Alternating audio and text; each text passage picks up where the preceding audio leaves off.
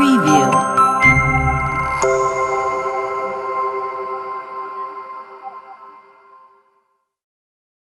Son las 19 horas del sábado 4 de abril del año 2020. Estamos en la Ciudad de México, en el Palacio Nacional, e iniciamos la conferencia diaria sobre la situación de la pandemia por el nuevo coronavirus SARS-CoV-2 que produce la enfermedad COVID.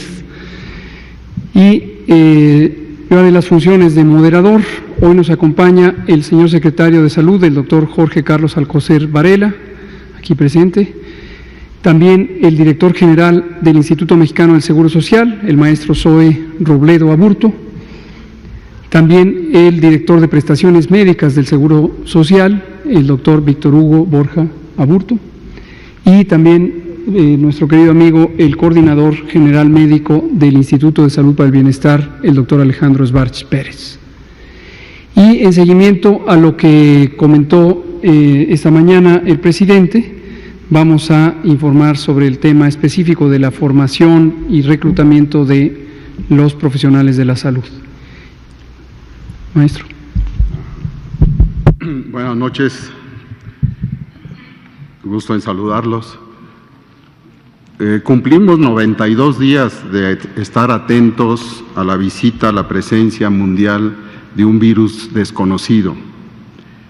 Esta es la 37ª ocasión de esta conferencia y como en muchas cosas de nuestro México, es una situación inédita que se ha mantenido afortunadamente con el objetivo de comunicar, de no ocultar y de resaltar lo más importante para México en esta epidemia. Hemos agradecido a toda la población mexicana su solidaridad, su presencia, su real humanismo para enfrentar esta epidemia. Pero lo reitero hoy con mucho gusto y con mucha seguridad de que gracias a nuestra población vamos a seguir y seguiremos saliendo adelante. Pero hoy es otro día también muy preciado, el llamado a nuestros trabajadores de salud, a nuestras enfermeras, a nuestros médicos, a nuestros técnicos, a todos los que están en la trinchera de la salud ante este enemigo. La jornada de reclutamiento, como ya dijo el subsecretario y vocero, el doctor Hugo López-Gatell, es un llamado a quienes quieran cumplir con ese juramento que todos los médicos hacemos y nos une por el bien, nos une por la salud, nos une por la solidaridad y el deber con el prójimo. Esta es nuestra tarea y por lo tanto cedo el micrófono a nuestro vocero para que conduzca esta 37ª ocasión de la comunicación. Muchas gracias, secretario. Me voy a permitir pararme, si me permite, para comentar sobre el informe técnico y dar paso al tema central de la conferencia. Como es costumbre, representamos en esta gráfica en los últimos pocos días cómo participan las distintas regiones del mundo, los distintos continentes, en la transmisión de la enfermedad. En esta tabla se ven, como es costumbre, las distintas regiones en las que está organizada la Organización Mundial de la Salud, y es de destacar que la región de Europa representa el 52% de la contribución de la epidemia en las últimas 24 horas, mientras que la región de América es 40%. Estos números van a ir cambiando progresivamente, esperamos por el bien de Europa, irán disminuyendo los porcentajes de Europa. Desafortunadamente, lo esperable es que la región de América empiece a repuntar como la región con la transmisión más activa, y la transmisión más activa la estimamos precisamente por la proporción de los casos que ocurren en las últimas 24 horas, su distribución por los continentes. La siguiente. En el caso de México, hemos acumulado desafortunadamente 1.890 casos, pero una proporción semejante a la que ocurre en el mundo, que es 3/4 partes, son de las últimas 14 días, es decir, son los que están todavía activos como casos infectantes, pero ya 1/4 parte son los que han dejado de ser contagiosos, dada la fecha en que iniciaron los síntomas. Tenemos también casi 9.500 casos que han sido determinados como negativos, y esto cabe recordar que los casos se estudian a partir de los síntomas. Las personas enfermas tienen síntomas característicos de COVID: tos, fiebre, dolor de garganta, dolor de cabeza, dolor muscular, y los miembros del personal de salud los identifican cuando acuden a consulta. Al identificarlos, reconocen en ellos que se cumplen las definiciones de caso sospechoso y se indica la toma de una muestra para comprobar por laboratorio si se tiene o no el virus SARS-CoV-2. Entonces, solamente estas casi 1.890 son los que han sido confirmados. Sin embargo, han resultado negativos los 9.500, casi 9.500. Y esta cifra de sospechosos, como hemos visto todos los días, es los que están en estudio en las últimas 24 horas. Mañana estos aparecerán o aquí o acá, y aquí habrá un número diferente que no es predecible porque depende de nuevos casos que se irán incorporando. Muy desafortunadamente, acumulamos 79 personas que han perdido la vida por las complicaciones de esta enfermedad, y como se verá en las siguientes diapositivas, estas personas desafortunadamente tenían enfermedades crónicas o edad avanzada como los determinantes principales de que se haya complicado la enfermedad. En términos del mapa, sigámosle la secuencia a esto. La zona metropolitana del Valle de México es la zona más afectada. Cabe aclarar que aunque aquí pintamos de color amarillo todo el Estado de México, en realidad la enorme mayoría de los casos están en la región del Valle de México, no es en las zonas más periféricas del Estado de México. Lo mismo pasa con Jalisco, es la zona metropolitana de Guadalajara y no los distintos otros municipios. En el caso de Puebla también es la ciudad de Puebla. La siguiente. Aquí se ve la distribución de casos por entidad federativa, con la Ciudad de México teniendo esta mayor participación. No es sorpresa, es la zona más poblada, el 25%, la cuarta parte gruesamente de la población de México reside en la Ciudad de México, y eso explica que haya una mayor cantidad de casos. Cuando lo vemos en la siguiente diapositiva en proporción o como referencia a la cantidad de población, en la siguiente diapositiva, se puede apreciar que también en la siguiente diapositiva, la tasa de incidencia es esta medida de cuántos casos ocurren por cada 100,000 personas. Se podría estimar por cada millón, o por cada 100, o por cada 1,000, pero aquí lo que vemos es 5.2 casos por cada 100,000 personas en la Ciudad de México han tenido esta enfermedad COVID. Y así para las distintas entidades federativas. Noten ustedes como en el Estado de México 1.03, y entonces no necesariamente es la entidad con más casos después de la Ciudad de México, si los consideramos en relación con la población que tiene. La siguiente. Aquí vemos esta característica que va a estar variando a lo largo de los días, pero en general 43 años es la edad que tiene la mitad de las personas que han estado enfermas. Esto es importante señalarlo porque nuestro país es un país que, con respecto a otros países como los de la región europea o Estados Unidos o Canadá, es un país donde la población es más joven.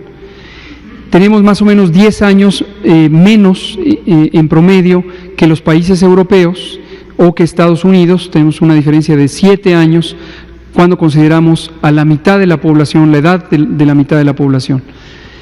Y los casos de COVID tienen un comportamiento en términos de la distribución de edad parecidos a la población europea. ¿Esto qué quiere decir? Que tenemos un elemento que no es necesariamente algo que nos va a reducir el riesgo, pero sí nos hace que la probabilidad de que se compliquen las personas con COVID sea menor, por el hecho de que son personas más jóvenes en general. Pero desafortunadamente en México, esto lo habíamos comentado semanas atrás, pero lo quiero retomar para que lo recuerden, en México tenemos una de las más grandes prevalencias de diabetes, una de las más grandes del mundo, 14%. Y también tenemos la más grande epidemia de obesidad y sobrepeso. 3/4 partes de la población mexicana tienen sobrepeso o tienen obesidad. Esto es producto de muchos años, de 4 décadas al menos, de mala alimentación, una alimentación que ha estado empujada por productos de baja calidad nutricional y muy alto poder calórico, y son particularmente los alimentos industrializados. Y estamos teniendo las consecuencias de esa epidemia a lo largo de 40 años. En sí misma la obesidad, el sobrepeso, la diabetes son epidemias. Entonces eso es lo que hoy va a pesar importantemente. Y otras enfermedades que se relacionan con estos trastornos metabólicos. La siguiente. Aquí se ve también la diferencia por edad en las personas que no se han tenido complicaciones y las personas en las que se han tenido complicaciones de COVID. Como también hemos relatado, pero me gusta retomarlo para su memoria, COVID es una enfermedad que en 80% de los casos, como se ve ahí en la diapositiva, casi 80, 78%, se comporta como una enfermedad leve, que se autolimita, se quita sola y la persona se restablece sin tener ninguna secuela. Pero en este caso 22% de personas que tienen ciertas características, la enfermedad se complica, produce una neumonitis, una neumonía grave que puede ser letal. ¿Quiénes son esas personas? Aquí lo que vemos es la distribución por edades. Vean el color amarillo, está más hacia el lado derecho de la gráfica, en donde están las edades más avanzadas. En cambio, el color verde está hacia el lado más joven, donde tenemos a los adultos jóvenes con carga importante de enfermedad, pero enfermedad no complicada. La siguiente.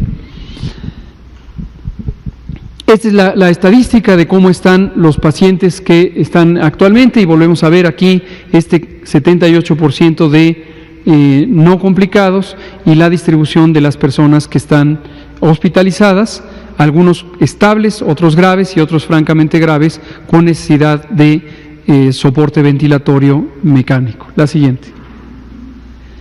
En la mortalidad lo vemos también, cuando vemos la distribución de edad de las personas que muy desafortunadamente han perdido la vida, es muy claro que están en términos de edad en las edades mayores, y tenemos menor frecuencia de desenlaces fatales en personas que son de edad intermedia. La siguiente. Aquí está simplemente la estadística cruda de muertes que han ocurrido por entidad federativa, y la Ciudad de México tiene estas 16 acumuladas, le sigue Sinaloa con 10, y etcétera, etcétera. Mañana vamos a agregar aquí, hoy ya no lo pusimos, pero vamos a agregar la tasa de letalidad. La letalidad es una medida importante porque es la porcentaje de personas que teniendo la enfermedad resultan en un desenlace fatal. Y es una medida importante porque comparar números crudos entre estados que tienen poblaciones diferentes y estados que tienen número diferente de casos es poco interpretable. Pero mañana les traeré la gráfica ya con la tasa de letalidad y la tasa de mortalidad. Quiero hacer un comentario aquí que no pretende minimizar la importancia de esta enfermedad, pero sí también ponerla en contexto. Cuando hablamos de mortalidad, nos referimos a cuántas personas mueren por una causa específica, en este caso COVID, respecto a cuántas personas viven en un territorio. Puede ser todo el país o puede ser una entidad federativa. En cambio, la letalidad es cuántas personas de aquellas que estaban enfermas perdieron la vida. Y tiene interpretaciones diferentes que mañana lo comentaré en detalle cuando tengamos la gráfica y los datos. La siguiente. Aquí lo que vemos es este seguimiento de quienes tienen ciertas enfermedades crónicas. Hipertensión sigue siendo la predominante en las personas que han perdido la vida, que son 79, obesidad, diabetes, enfermedad renal crónica, enfermedad pulmonar obstructiva crónica, tabaquismo, que en sí mismo es una enfermedad, es una adicción, pero además está asociada con innumerables alteraciones de la funcionalidad del cuerpo. Enfermedad cardiovascular e inmunosupresión por distintas causas. La siguiente, por favor. Terminamos viendo las curvas epidémicas. Este seguimiento lo vamos a estar haciendo todos los días. Mantenemos como referencia la parte inicial del crecimiento epidémico que hubo en 4 países europeos y Estados Unidos, en los que ha habido el mayor o el más acelerado crecimiento de la epidemia. Y como venimos indicando desde que instauramos las medidas de mitigación poblacional, que las anunciamos desde el viernes 13 de marzo y luego las formalizamos el día 14, empezaron a surtir efecto el 23, cuando está marcada aquí con su sana distancia, y ese es exactamente el punto de inflexión, es el punto donde se doblan las curvas epidémicas. Esto en términos llanos lo que quiere decir es el momento en donde pasamos de transmisión lenta a transmisión acelerada. Y hemos mantenido este ritmo de crecimiento. No podemos todavía asegurar que tenemos una velocidad reducida por efecto de las intervenciones. Eso, cuando lo anunciemos, lo haremos de manera formal con los análisis numéricos. Sin embargo, nos gusta que visualmente conozcan ustedes los datos en tiempo real todos los días.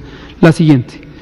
Y terminamos con la representación visual también de la curva epidémica. Estos son los casos que se van acumulando y obviamente crecen continuamente. No perder de vista que una proporción de ellos, ya dijimos hasta el momento la cuarta parte, en realidad aunque quedan contabilizados, ya no son casos porque se recuperaron. Y unos muy poquitos, pero muy desafortunados, perdieron la vida. Y aquí vemos la curva epidémica de los casos diarios, donde vamos a ir dándole seguimiento a cómo se presentan día con día. Muchas gracias.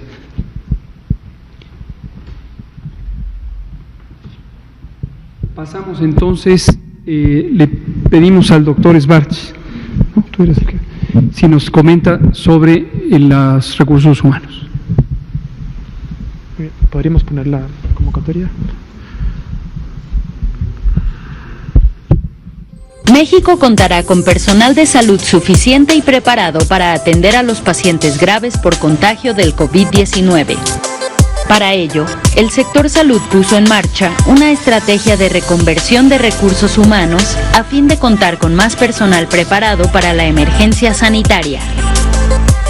De esta manera se aprovecha a personal médico y de enfermería de todo el país, generales o especialistas en áreas no críticas, quienes reciben capacitación para integrarse a equipos de atención a pacientes graves por coronavirus.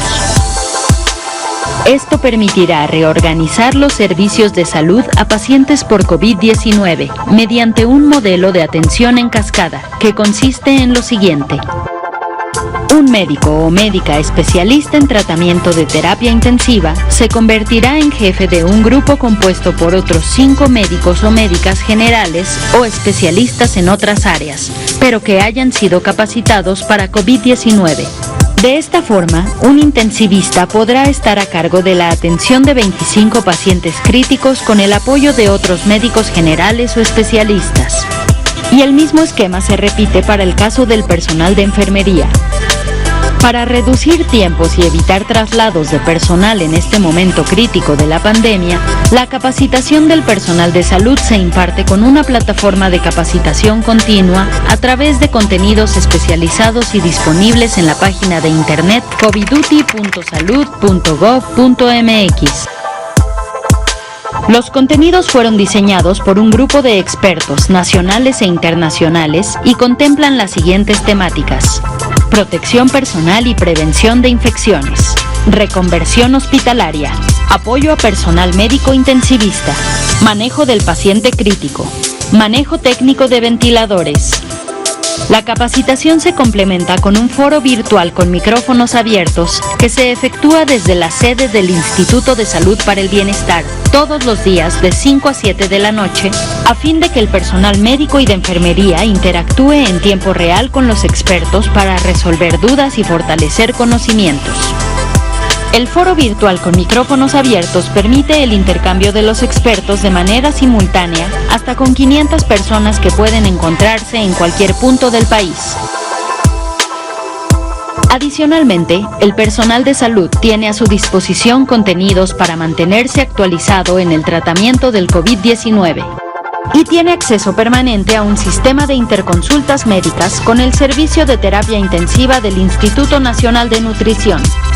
Si quieres sumarte a los equipos de atención a pacientes por COVID-19, regístrate y capacítate en coviduti.salud.gov.mx. Esta es la hora de las médicas y los médicos de la patria.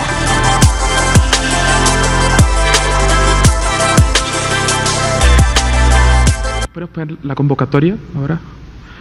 Muy buenas noches. El día de hoy todo el sector salud inicia la Jornada Nacional de Reclutamiento y Distribución del Recurso Humano en Salud, titulado México contra el COVID-19.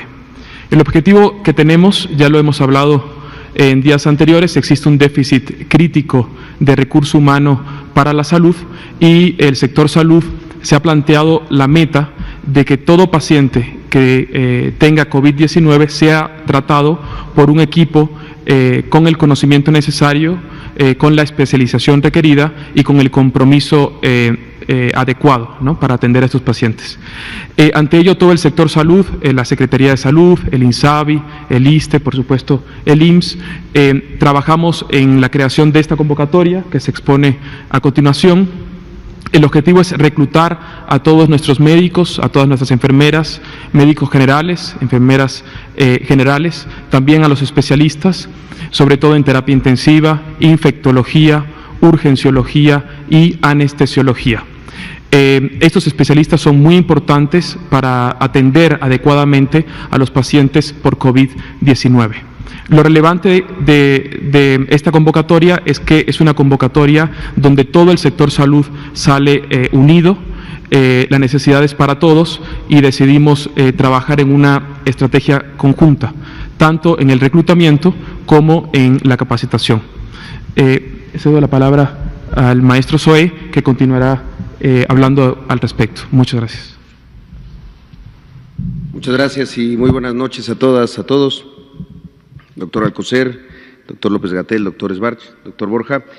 Sí, este es un esfuerzo que nos ha parecido extraordinario porque si bien todas las instituciones de salud pública de nuestro país estamos en un esfuerzo por nuestra parte, hacerlo con una sola identidad y como un esfuerzo compartido, nos parece que no solo da la motivación y el mensaje de que es un asunto de absolutamente todas las instituciones, sino que hay algunos elementos que son comunes de este reclutamiento.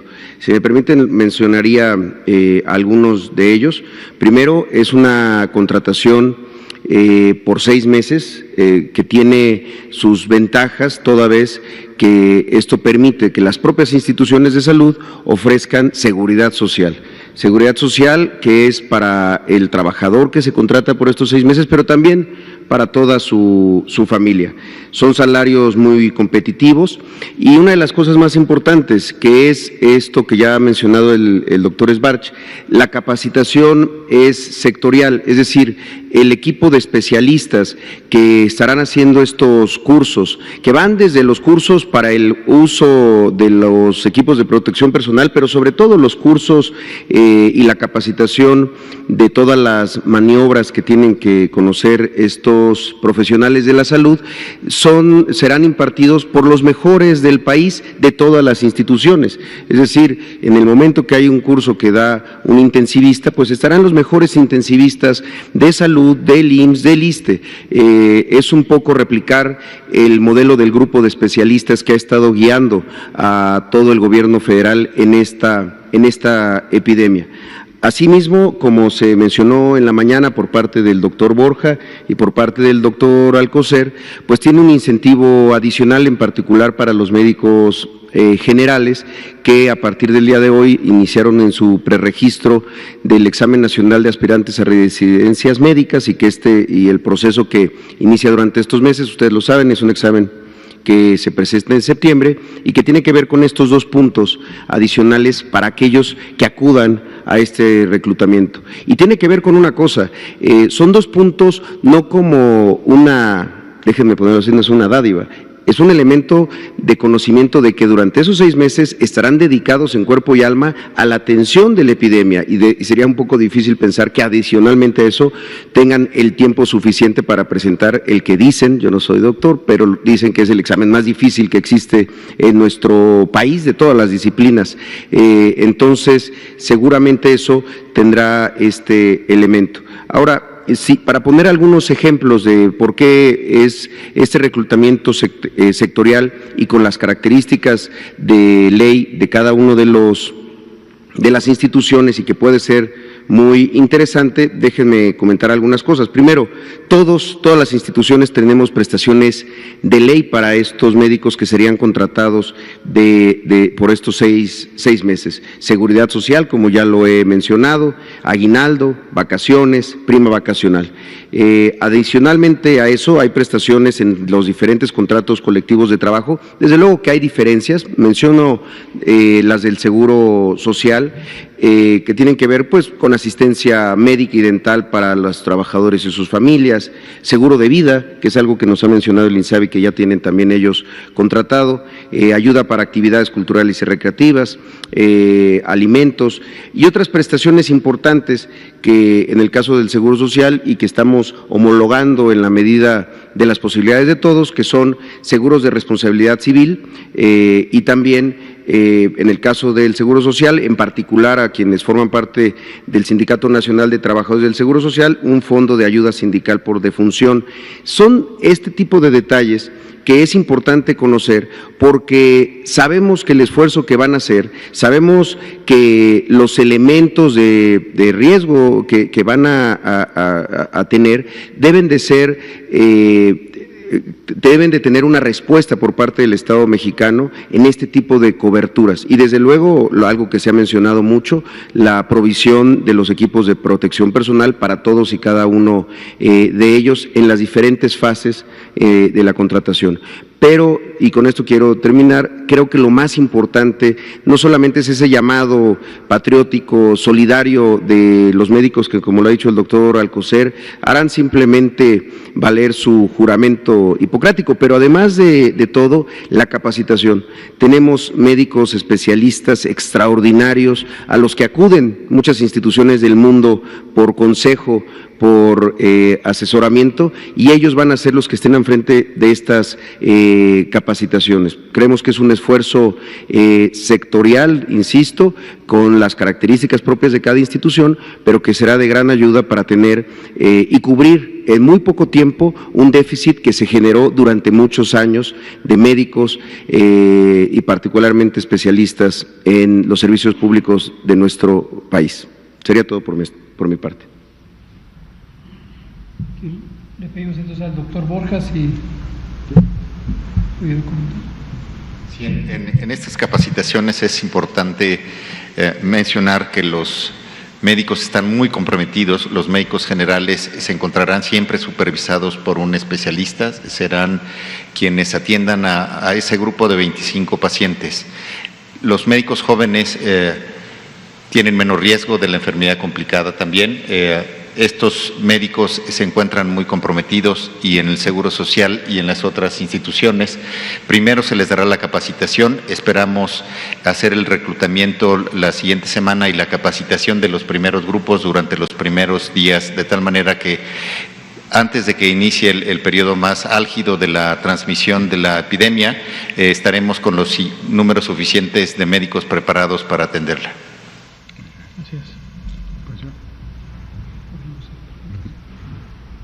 Vamos a abrir entonces a preguntas y respuestas. Vamos a abrir a preguntas y respuestas. Vamos a empezar con 2 mujeres, aquí 3 mujeres, pero a ustedes les tocó recientemente, a usted no. Entonces ustedes y usted. Adelante. Gracias, doctor. Fanny Miranda de Milenio, buenas noches. Sobre este asunto, preguntar cuánto ganan en promedio estos especialistas y si además de estos 2 puntos adicionales para el examen se prevé como un incentivo incrementar el salario durante estos 6 meses que serán contratados para atender la contingencia. Esa sería la primera. ¿Puedo lanzar las otras? Sí, por favor. Hoy uno de nuestros compañeros en Milenio, Rafael López, analizó las cifras que nos han estado dando día con día y su reporte señala que el 60% de las personas que han fallecido no son adultos mayores. Esto contrasta con las cifras que se han presentado en países como España e Italia, donde esta cifra es de 4 o 5% nada más. Entonces estamos viendo que los que están muriendo pues no precisamente son adultos mayores como se había previsto, y si esto obligaría a de alguna manera a replantear pues la situación, ¿no? También exigir que el resto de las personas se cuiden. Y bueno, aquí mencionaban que los jóvenes pues no tienen complicaciones, sí la tienen como lo vemos. Si nos puede explicar eso, doctor. Y por otro lado también a lo largo de esa semana he visto que la principal causa de comorbilidad es la hipertensión arterial. Hay algunos estudios que señalan que existe un fármaco utilizado para el control de la presión que podría estar agravando esta situación. En México ya se tiene analizado ese asunto, y si también se estaría solicitando que dejen de utilizar ese fármaco para su tratamiento. ¿Qué se está haciendo en ese sentido, doctor? Por favor. Gracias. Con mucho gusto. Muy rápido. Y vaya, son las cifras desde luego del Seguro Social. En promedio, un médico especialista del Seguro Social gana 34,755 pesos. Ahí puede haber algunos cambios porque tenemos algunos conceptos como vida lejana y demás, pero más o menos es esta la cantidad, 34,755 son sus percepciones mensuales brutas. Un médico general está ganando alrededor de 26,600 pesos, que digamos son los dos grupos más grandes. Ahora, sí insisto que este repertorio de otras prestaciones van conformando también otros elementos. Ahora, parte de la convocatoria que es sectorial y que son los puntos en común en donde todos vamos a hacer lo mismo, además de esta contratación por 6 meses, tiene que pasar por un mes de salario por adelantado, es decir, estamos haciendo un esfuerzo para que se pague por adelantado el primer mes, un pago de viáticos, que si bien hay algunos que ya están establecidos por ley en los contratos colectivos de trabajo, se está haciendo una definición exactamente de cuánto será ese monto de pago de viáticos. Hay que considerar que algunos doctores, algunos médicos generales, por ejemplo, van a venir de algunas otras partes del país, además de lo que ya se ha comentado de los 2 puntos para el examen nacional de aspirantes a residencias médicas. Sobre su otra pregunta, si se está considerando un incremento salarial, lo hemos conversado con los titulares del INSABI y del ISSSTE para saber qué van a hacer ellos, porque efectivamente nosotros hemos mantenido una conversación con la dirigencia sindical para establecer una suerte de bono que tendría que ver con un incremento salarial, pero lo vamos a estar anunciando en los próximos días, tanto su porcentaje y su duración, es decir, durante cuánto tiempo. Lo más probable es que sea durante toda la contingencia, pero se están analizando estos elementos para saber no solamente el porcentaje, sino también las categorías que van a ser susceptibles. No, estamos analizando el porcentaje y quiero hablar de él cuando ya lo tengamos listo para darlo a conocer, ya no para que no sea una suposición, pero estamos muy cerca de darlo a conocer. Sobre este fenómeno de los adultos mayores comparado con las personas más jóvenes, es exactamente lo que acabo de explicar. México tiene la distribución de edad de la población es considerablemente joven cuando comparamos con los países europeos. Por ejemplo, Italia, España, Francia tienen el 50% de su población está por debajo de los 43 años o los 38 años. En México la edad, si tenemos la mitad de la población, está por debajo de los 27 años. Esa es la mediana de edad. Y eso es un aspecto positivo en la medida en que tenemos una población más joven. Desde luego, cuando hablamos de la mitad de la población es que la otra mitad también está más joven.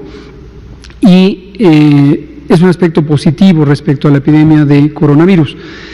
Pero, como usted muy bien observa, y lo acabo de comentar, tenemos una población con una salud crónicamente deteriorada. la magnitud de la epidemia de obesidad, de sobrepeso, de diabetes, y con ellas un conjunto de enfermedades crónicas como la hipertensión, que están asociadas con las mismas causas, nos pesa.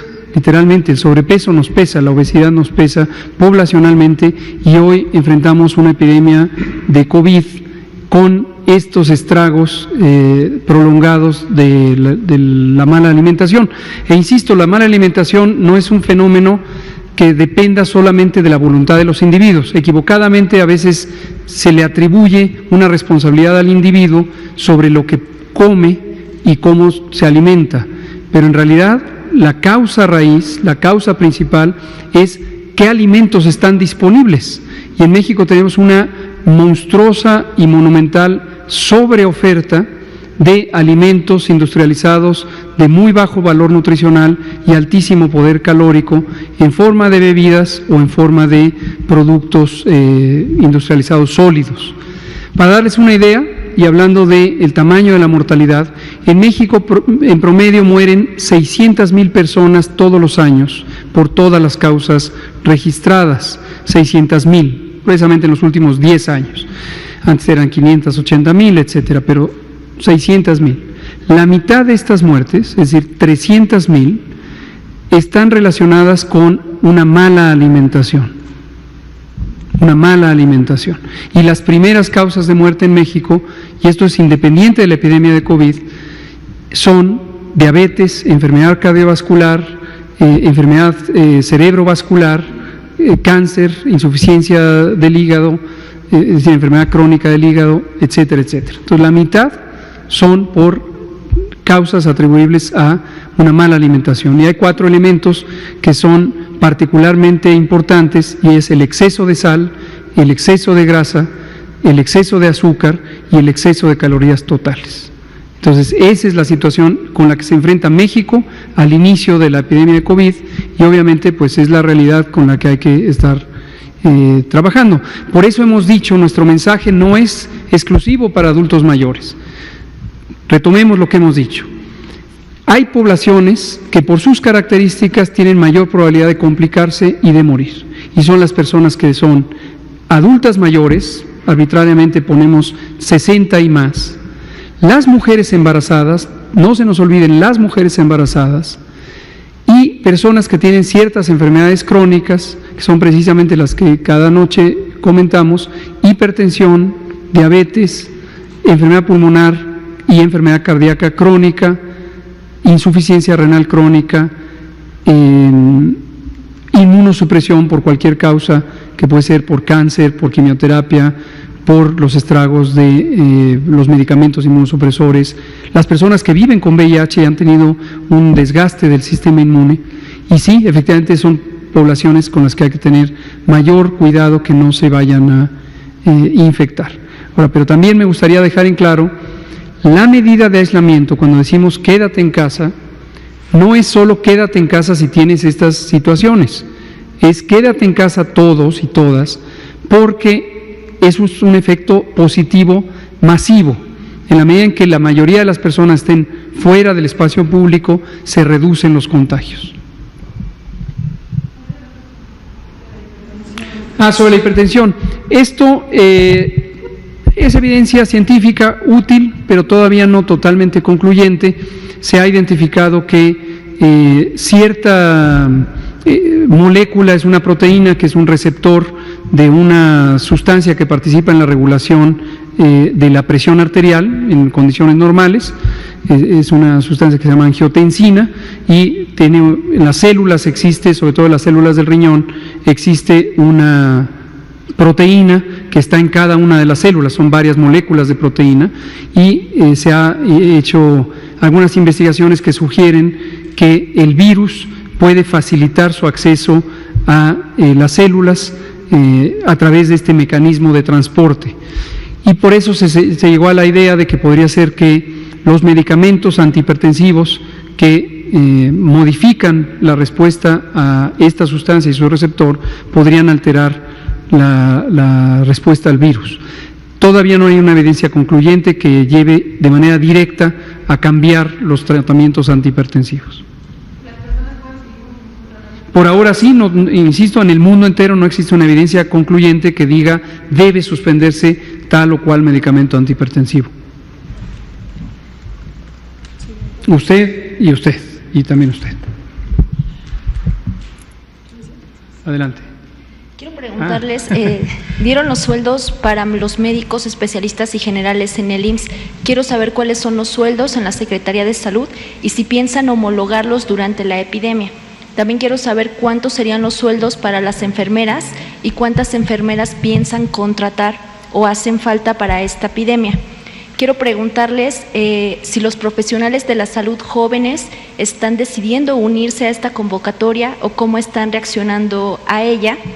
Y por otro lado, quiero preguntarles cómo catalogan o cómo clasifican a los casos leves que se mandan aislamiento en su casa.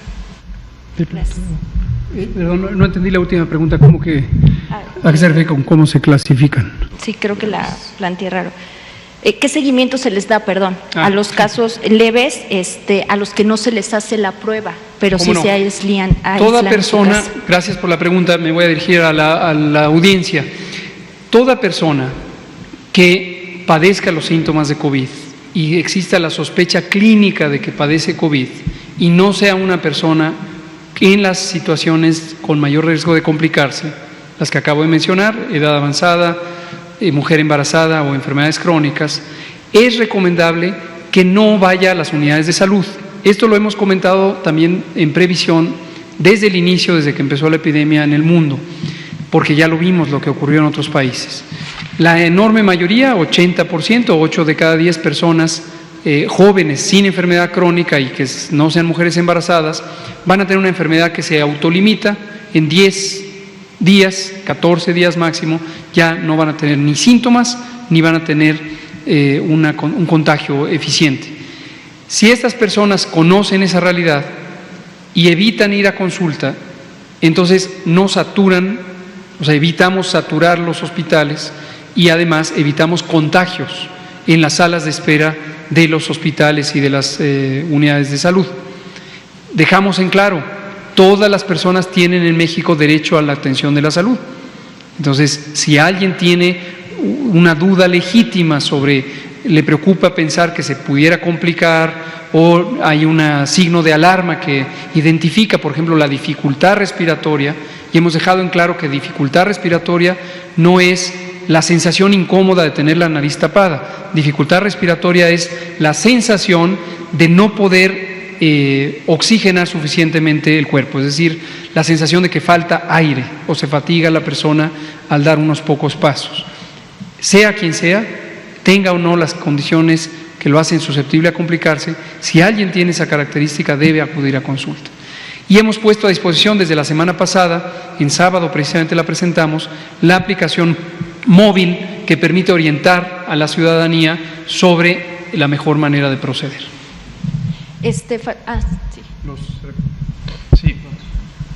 Respecto a los contratos, lo que podríamos decir es que la estrategia del sector salud ha sido que se ha tomado es ir juntos en el proceso de reclutamiento, porque entendemos que solo así podemos tener la fuerza que nos puede dar nuestras instituciones para convocar a los médicos que nos van a ayudar al manejo de esta pandemia.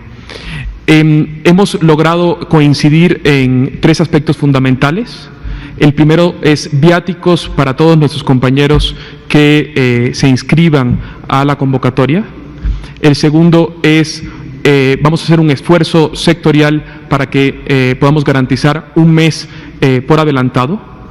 La razón de esto es que nuestros colegas tenían una profunda incertidumbre, muy legítima, porque empezaban a trabajar y hasta 3 meses después les pagaban. Entonces, el objetivo es anular por completo esa incertidumbre, garantizando el primer pago por adelantado. Y el tercero, que es muy importante, yo podría decir histórico, es el reconocimiento en el Examen Nacional de Residencias Médicas, mejor conocido como ENARM, del compromiso por la patria, del compromiso por nuestros pacientes, de estos médicos que van a aplicar a este examen, dándoles un puntaje adicional. ¿Pero cuánto es el sueldo? Respecto al sueldo, le podría decir que lo estamos estudiando con el objetivo de que las 3 instituciones podamos tener un sueldo igual de competitivo. Yo quisiera que me permitiera el día de mañana contestarle esa pregunta después de que el grupo se termine de reunir. Se sigue reuniendo en este momento definiendo este aspecto. Por favor. ¿Cuántas enfermeras pensarían contratar? ¿En el sector salud? Sí, en esta convocatoria para atender la epidemia. En total, el déficit de enfermeras es cercano a 12,000 enfermeras que necesitamos contratar y capacitar. Y al maestro Zoé Robledo quisiera preguntarle… En todo el sector, es okay. 12,000 en todo el sector. Gracias. Sí, perdón. Del anuncio que hizo hoy, ya no se registraron más profesionales de la salud contagiados en Monclova, número 1, y número 2, de los 31 trabajadores del Hospital de Piedras Negras que aislaron de manera preventiva, hasta ahora ninguno ha dado positivo a COVID-19. Sí, y le agradezco la pregunta porque efectivamente yo creo que en todo el mundo los datos del personal de salud que se ha contagiado pues nos deben de prevenir para evitarlo lo más posible. Es normal y me parece que lo que tenemos que hacer es reforzar. Veíamos cómo en España el Ministerio de Sanidad hablaba del 14% del total de los contagiados de ese país era personal de salud, incluso en China andaba la cifra por ahí del 10%, pero en particular de lo que ha ocurrido en Coahuila, que hoy día a conocer algunas de los primeros resultados del análisis de la investigación que un grupo de epidemiólogos que justamente el doctor Víctor Hugo Borja seleccionó desde el 26 de marzo y que se han ido fortaleciendo, nos daban luz un poco de cómo está la situación. En el caso de Piedras Negras, en el hospital de zona número 11, a partir de que se detectó un caso de un enfermero con un antecedente de viaje que había dado positivo, se acordó aislar a los 31 trabajadores que tuvieron contacto directo o contacto indirecto con él. Él, por cierto, se encuentra aislado, está en su casa y está desde el miércoles pasado afortunadamente estable. ¿Qué es lo que se hizo? Se hizo un procedimiento de sanidad y limpieza exhaustiva, se está fortaleciendo la vigilancia epidemiológica en el hospital en los 3 turnos y estamos monitoreando cualquier caso atípico. Ahora, quiero señalarle que en el caso de Piedras Negras, hasta el momento en el que se dio el contagio, no se había recibido a ningún paciente de COVID. Es importante decirlo, no fue un contagio hospitalario, digamos, fue un contagio que ocurrió fuera de las instalaciones del hospital y por eso a los 31 contactos pues se les está siguiendo el protocolo de aislamiento y estamos observando que no presenten síntomas. ¿Hasta ahorita ninguno? No, hasta el momento no. Muy bien. La compañera… usted estaba pendiente. Sí, quedan 10 minutos, vamos a darle prisa. Del Sistema Público de Radiodifusión, Canal 14. Muy buenas noches a todos. Mi primera pregunta sería si en la estrategia que ustedes están implementando están considerando también los factores de salud mental que están afectando a la población. Y la segunda sería, hay algunos testimonios de que uno de los síntomas es la pérdida de olfato, la diarrea. No sé si esto es cierto o no. Y no sé si usted nos podría platicar sobre los nuevos protocolos en el aeropuerto. Le comento sobre la última y me paso a las otras.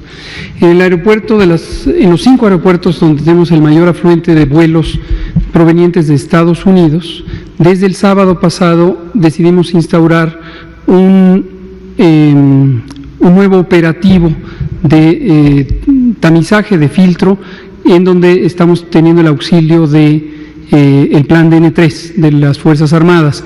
Esto, ¿cuál fue la razón?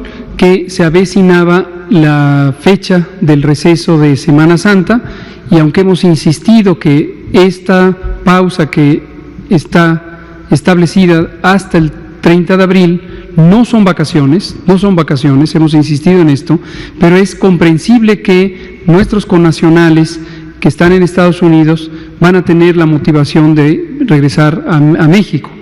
Y queremos darles todas las facilidades a ellas y a ellos, y también ayudar a que podamos identificar si existiera alguna persona que viaja estando enferma para darle la asistencia necesaria antes de que llegue a su sitio de origen en el territorio mexicano, y con ello disminuyamos la probabilidad de un brote comunitario. Esta es la situación que ocurre, lo habrán notado quizá ya desde la semana pasada, así lo dispusimos.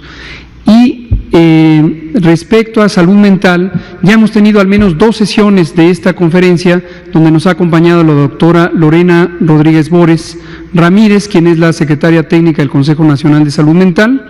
Tenemos la intención de que la próxima semana vuelva a venir ella, también con nuestros colegas de la Dirección de Servicios de Atención Psiquiátrica, el doctor Juan Manuel Quijada, y con nuestros colegas de la Comisión Nacional contra las Adicciones, Gadi Savicki y Jorge González Olvera.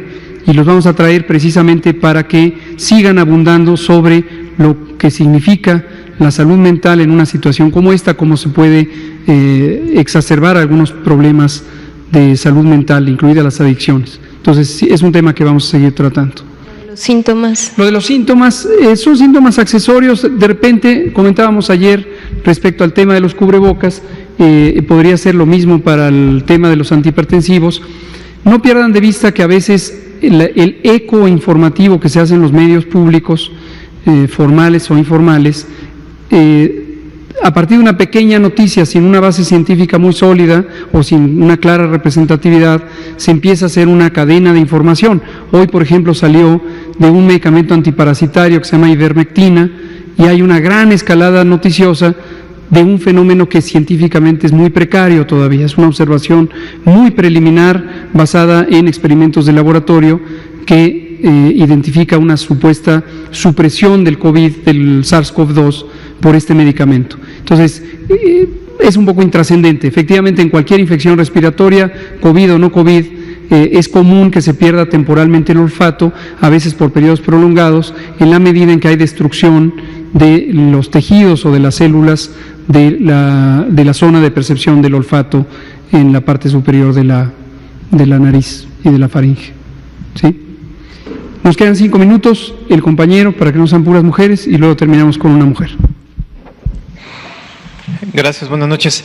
Yo le quería preguntar, doctor, si nos puede nada más recordar cuáles son entonces los números de la meta de contratación tanto de médicos como de enfermeras, si tienen una fecha límite para alcanzar ese nivel de reclutamiento, y ante qué escenario estaríamos en caso de no lograrlo, ¿no?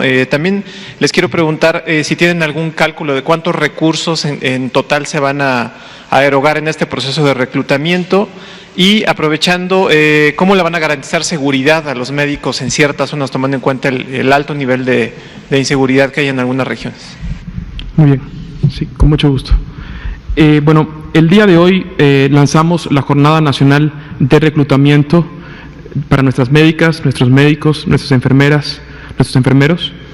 Mañana iniciamos el proceso de registro de las solicitudes. Inicia el periodo de selección del personal. El 6 de abril inician las contrataciones. Ya ese día tenemos que tener como sector iniciado el proceso de contrataciones. Entre el 7 y el 9 de abril nuestra meta es contratar del 20 al 25% de nuestro déficit, de nuestra necesidad para atender COVID. Entre el 10 y el 13 de abril vamos a tener entre el 40 y el 50% de nuestro recurso humano. Del 14 al 17, el 70 al 75% del recurso, para finalmente del 18 al 20, contratar del 90 al 100% de nuestro recurso para atender el COVID. Esa es la meta que se ha planteado el sector. Para ello lanzó esta convocatoria. Les pedimos muy atentamente que nos ayuden en la difusión de la misma, necesitamos un número importante de recurso humano especializado, tanto de enfermeras y enfermeros como médicos y doctoras, pero también de médicos generales y de enfermeras generales que nos ayuden al esquema optimizado de recurso humano, de que un médico especialista pueda llegar a distribuir su capacidad en una segunda línea capacitada de profesionales. ¿Puedes repetir la cifra entonces total de médicos y de enfermeras? Sí, claro. Mire, la meta total de médicos es de 6.600 y de enfermeras es de 12.300. Números más. ¿Y qué va a pasar en caso de que por alguna razón la convocatoria no tenga el éxito deseado? ¿Qué escenario puede haber? Sí. Bueno, como ustedes saben, estamos actuando en dos líneas. Por un lado, reclutando para tener recurso humano capacitado, pero por otro lado, el propio recurso humano ya existente en las unidades y el que está siendo contratado, ya se está incorporando en esas acciones, se optimiza por un modelo en cascada que fue el explicado, en el cual nuestros médicos especialistas controlan y supervisan una segunda línea de médicos generales o especialistas que permiten atender a una masa mucho más grande de pacientes. Con este modelo optimizado ya llegamos a la cobertura total de los pacientes. Lo que queremos garantizar es enriquecer ese modelo con el nuevo recurso contratado. No nos va a dar tiempo ya de la última pregunta, la dejamos para mañana. Les recuerdo que seguimos en la Jornada Nacional de Sana Distancia. Empezó originalmente el 23 de marzo, luego se intensificó el 30 de marzo y es hasta el 30 de abril. Nos falta, no son vacaciones, en la medida en que usted se quede en su casa, que no salga, que estemos fuera del espacio público, la gran mayoría de las personas vamos a hacer más lenta la transmisión de esta enfermedad. En la fase 3, que irremediablemente va a llegar, vamos a tener menos casos, mayor posibilidad de atenderlos a todos y vamos a salvar vidas, pero depende de la respuesta de todas y todos. Quédese en su casa, quédese en su casa, quédese en su casa. Gracias.